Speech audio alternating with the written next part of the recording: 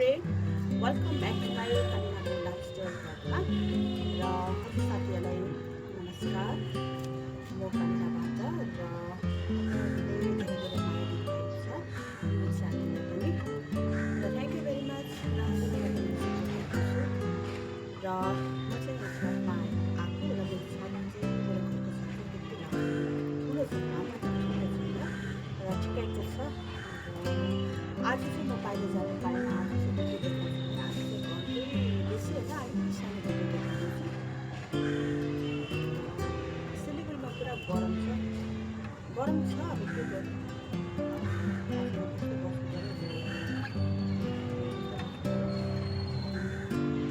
AC लगाएर गरम हुन्छ अनि अर्को फ्यानले गरम हुन्छ। हाम्रो चाहिँ यहाँनिर कहिले कहिले ठन्डा चल्छ भने कहिले कहिले भने स्पिडली लिक्विड हुन्छ भने हाम्रो चाहिँ यहाँनिर ठन्डा कहिलेदेखि सुरु हुन्छ भने यहाँनिर अगस्त हो, सेप्टेम्बरदेखि अलिकति घामको यो हुन्छ नि कम्ती हुँदै जान्छ। अक्टोबर लास्ट विकदेखि लिएर अक्टोबर नोभेम्बर डिसेम्बर जनवरी फेब्रुअरी सेकेन्ड या थर्ड विकसम्म ठन्डा हुन्छ। त्यहाँदेखि फेरि स्टार्ट गरम अहिले चाहिँ पुरा गरम छ, के गर्नु बस्नुपर्छ। जुन चाहिँ जग्गामा जनताले जुन चाहिँ जग्गामा लेखेको छ बस्नुपर्छ होइन। र म अब भिडियो सुरु गर्न लागेँ र आज चाहिँ मेरो भिडियोमा के छ भने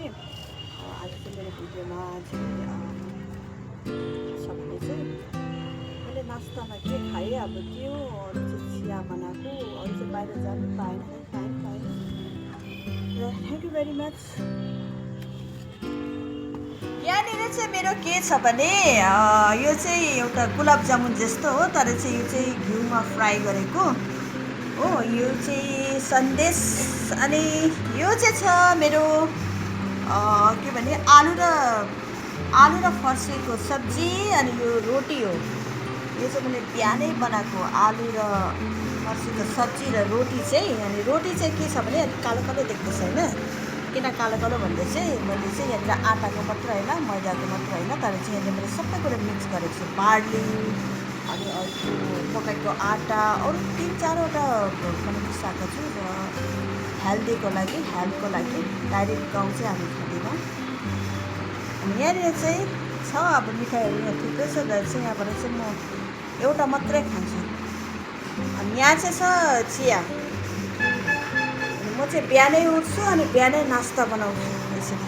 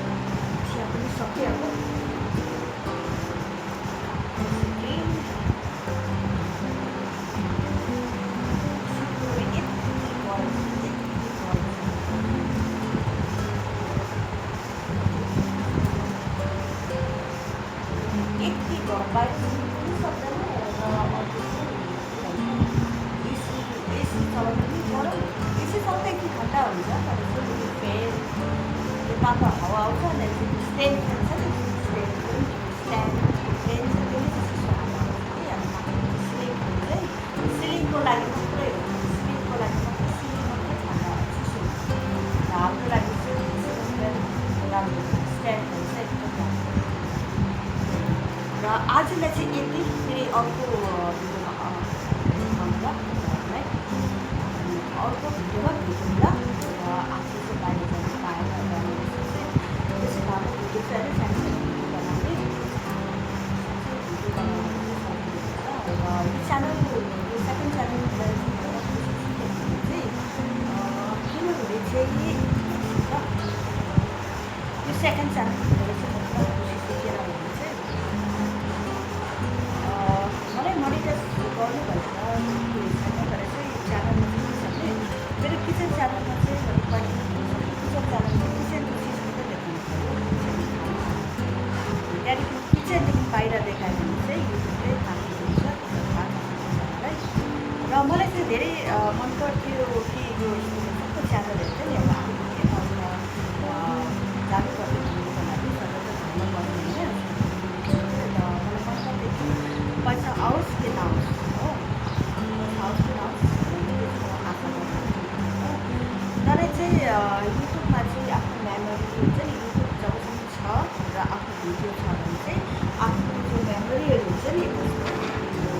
बेच्न अनि के खाएँ के गरेँ कहाँ गएँ के थिएँ होइन यस्तो टाइपहरू देखाउनु चाहिँ मन पऱ्यो त्यही कारणले फर्स्ट च्यानल पनि गरेँ र मोनिटाइज गरेँ तर चाहिँ गरेँ अब त्यो पनि हार्ड वर्किङ हुन्छ मलाई चाहिँ पैसा आउँछ भन्ने आशा चाहिँ छैन पैसा आउँछ कि नआओस् तर युट्युब एउटा जर्नी हो कि एउटा कि यसमा चाहिँ आफ्नो लाइफको जुन मेमोरीहरू जस्तो आफ्नो मान्छेहरू जन्मेको अनि एउटा परिवारको आफ्नो फ्यामिलीको आफ्नो साथीभाइको अनि आफैको आफ्नो सेल्फ आफ्नो हुन्छ नि त्यसको मेमोरीहरू धेरै हुन्छ फेसबुक पनि छ त युट्युबमा चाहिँ जबसम्म युट्युब एउटा छ युट्युबमा चाहिँ यस्तो देखाउनु पर्छ कि आफ्नो जबसम्म देखाउँछ हामी पाउँछ होइन जतिसम्म गरेको जानुपर्छ मेमोरी चाहिँ त्यसको लागि खुसी लाग्यो सेकेन्ड च्यानलमा धेरै खुसी बढोस् कि नबढोस् थाहा छैन तर चाहिँ आफ्नो चाहिँ चिजहरू देखाउनु काहीँ गएको हुन्छ नि अब घरमा मेरो पुरा ड्रेस पुरा बाहिर जानु सक्दैन नयाँ ड्रेस लगाएर सबै ड्रेस अहिलेसम्म नयाँ यो ड्रेस छ मेरो 20 इयर्स त भयो अनलाइन र अहिले चाहिँ अलिकति ट्र्याक गरेर अलिकति टाइट यो ड्रेस हुन्छ नयाँ अब यो ड्रेसले के भन्नुपर्छ अब आफूले ड्रेसको प्याकेजिङ छ या कसैले त्यही कारणले ड्रेस छ लाइफ सो गर्नु पाइन्छ र आफूले खुसी पनि लाग्छ होइन आफूले जस्तो ड्रेस लगाएर कस्तो लुक्स आयो हुन्छ नि जस्तो कि ड्रेसको सबै नयाँ सबै पुरानै भएको त्यो ड्रेसमा के भन्नु होइन युट्युब यस्तो जर्नी कि उसले हुन्छ नि ड्रेस पनि देखाउनु सक्छ बाहिर जानु पाइँदैन ड्रेसमा मात्रै सिलायो कि आफ्नो ड्रेसहरू देखाउनु सक्दैन नयाँ ड्रेस सबैले लगाउँछ यस्तो गर्दै जान्छ अनि आफ्नो पनि ड्रेस पनि सानो त्यही कारणले युट्युबमै देखा ड्रेस भयो होइन आफूलाई मन लाग्छ कसैले हेर्छ कि नहोस् आफूले हेर्नु त पाइन्छ होइन आफूले आफ्नो भेट्यो आफूले हेर्छ त्यसमै मलाई एकदम सो आज चाहिँ यति हो अनि यति नै अनि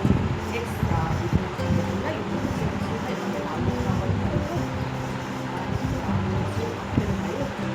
अप्ठ्यारो के भयो घरमा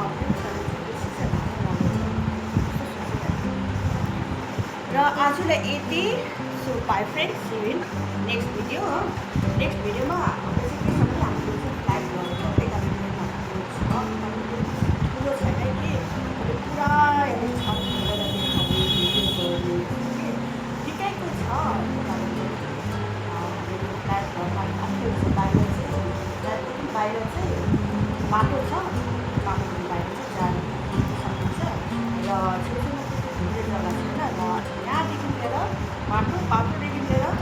अर्को जग्गा गयो भने चाहिँ धेरै जग्गा घुम्नु पाइन्छ र हाम्रो प्लेन साइड जग्गा हुन्छ नि, प्लेन साइडको जग्गामा चाहिँ घुम्ने जग्गा छ त जानु टाढो टाढो जानुपर्छ कि अनि कति जानुपर्छ त्यही हो। यदि एकपल्ट बाइक भनिसकेको bye friends, see you again अर्को भिडियोमा